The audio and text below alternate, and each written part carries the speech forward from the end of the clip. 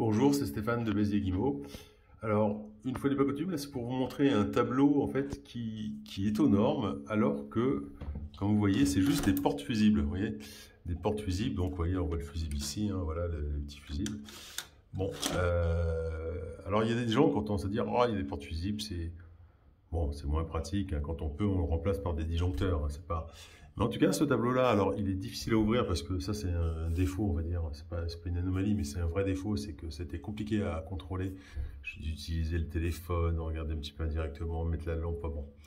J'ai réussi quand même à voir, en fait, si vous voulez, ça a beau être des portes fusibles, et ben celui-là, il est aux normes, en fait. Vous voyez, là, quand on a des 10 ampères, des portes fusibles 10 ampères, ben, les fils sont bien de 1,5 mm². Quand on est en 16, on est bien en 2,5 mm². Les 32 ampères ici, les conducteurs sont bien. Conducteurs, c'est des fils électriques, hein, qui partent de ces circuits. Ils sont bien en 6 mm².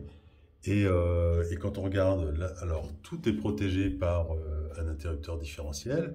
Celui-ci, alors je vais essayer de le mettre plus clair, vous voyez.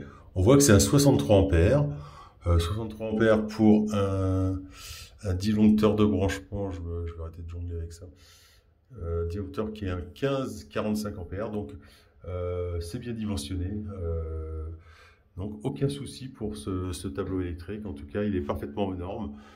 Bon, même si c'est pas. Bah, après, remplacer des portes fusibles par des disjoncteurs, ça serait pas très compliqué pour l'acheteur, hein. En tout cas, il n'y a pas d'anomalie à ce niveau-là. Il y en a une quand même, c'est bien rare qu'il n'y ait pas d'anomalie.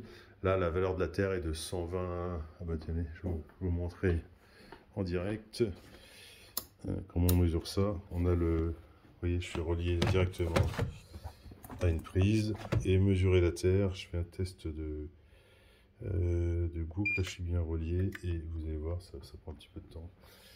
Mais ça va alors, la valeur de la Terre, bon, dans la plupart des cas, ça doit être inférieur à 100 ohms. Là on voit que c'est 114 ohms,4.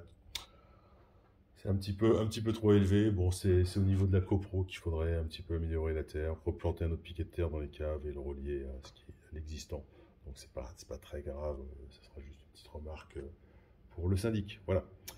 Donc c'était Stéphane de Béziers-Guimau, en essayant, vous voyez, alors je ne vous ai pas montré le reste, hein, mais tout fonctionne bien, les prises sont bien aux normes.